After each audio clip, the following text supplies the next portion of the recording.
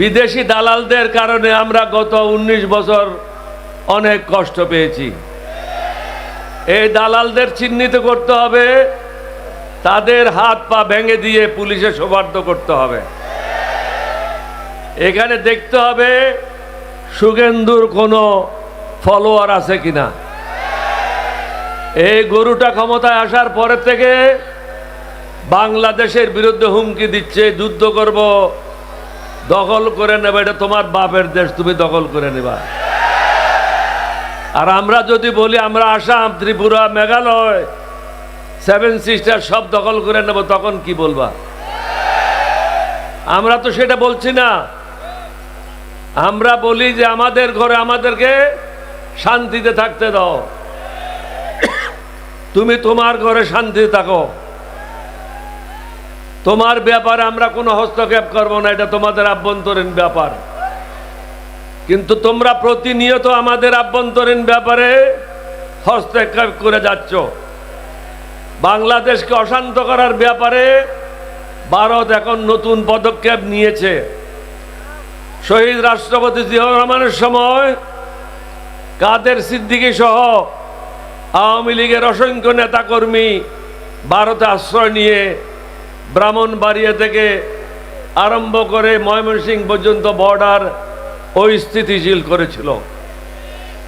এটাকে ঠিক করতে আমাদের অনেক কষ্ট হয়েছে। তৎকালীন ভারতের প্রধানমন্ত্রী,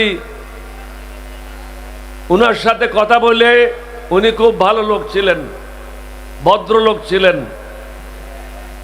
উনি এই সমস্যা নিজেই সমাধান করেছিলেন। কিন্তু এখন ভালো লোক, ভদ্রলোক ভারতে ক্ষমতায় নাই। মানুষকে, মুসলমানদেরকে নামাজ পড়তে দিচ্ছে না, মসজিদ ভেঙে দিচ্ছে, ঘর বাড়ি জ্বালিয়ে দিচ্ছে।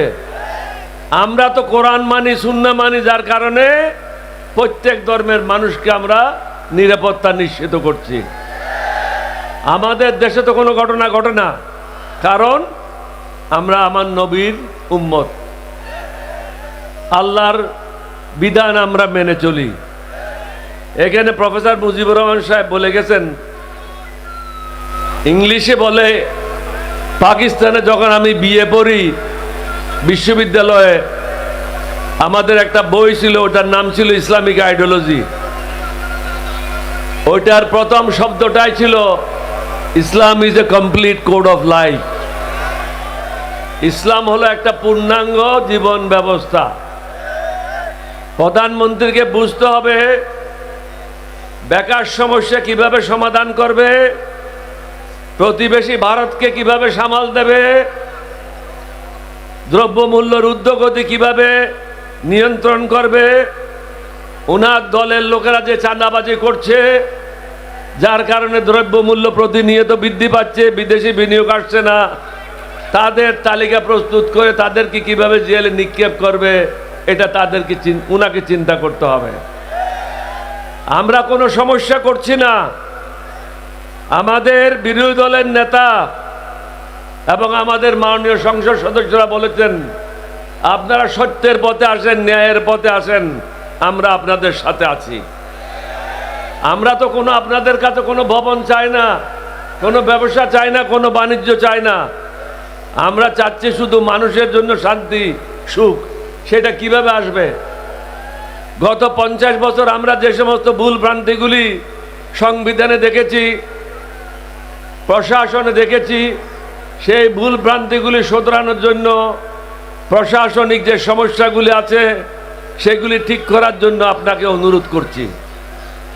আজকে আপনি পাবলিক সার্ভিস কমিশনে চেয়ারম্যান নিয়োগ দেন, মেম্বার নিয়োগ দেন, এটা দলীয় দৃষ্টিকোণ থেকে নিয়োগ দেওয়া হয়, যার কারণে সে দলের সেবাদাস হিসাবে কাজ করে। একই অবস্থা দুদকে, একই অবস্থা প্রধান বিচারপতি বা বিচারপতিদের। প্রত্যেকটা সাংবিধানিক পদে আমরা বলেছি একটা কমিটির মাধ্যমে যাচাই বাছাই করে নিরপেক্ষ ব্যক্তিকে পদায়ন করা হবে। আমরা তো বলি না জামাতের নেতাকে দিতে হবে, 11 দলীয় ঐক্য জোটের নেতাকে দিতে হবে। আমরা চাচ্ছি যারা রাজনীতির সাথে জড়িত না, ধানের শিশুরও হবে না, পাল্লারও হবে না, ছাতিরও হবে না, অন্য কোনো প্রতীকের হবে না, সে হবে বাংলাদেশের প্রতীক। আমরা তো অন্যায় কিছু আবদার করছি না আপনাদের কাছে। আপনার বুঝতে হবে অনেকগুলি সমস্যা আপনাকে মোকাবেলা করতে হবে। অর্থনীতির অবস্থা মোটেও ভালো না। চীনা বাবা উদ্ধার না করলে আপনি আগাতে পারবেন না। হয়তো চীনে গেছে কিছুটা সহযোগিতা পাবেন, কিন্তু এটা দিয়ে তো কাজ চলবে না। নিজের দেশে আপনাকে উপার্জন বৃদ্ধি করতে হবে। রেমিটেন্স ঠিকভাবে আসছে না, কারণ মধ্যপ্রাচ্যে যুদ্ধের কারণে অনেক চাকরিচ্যুত হচ্ছে, অনেকে দেশে চলে আসছে, সুতরাং রেমিটেন্সও কমে যাবে।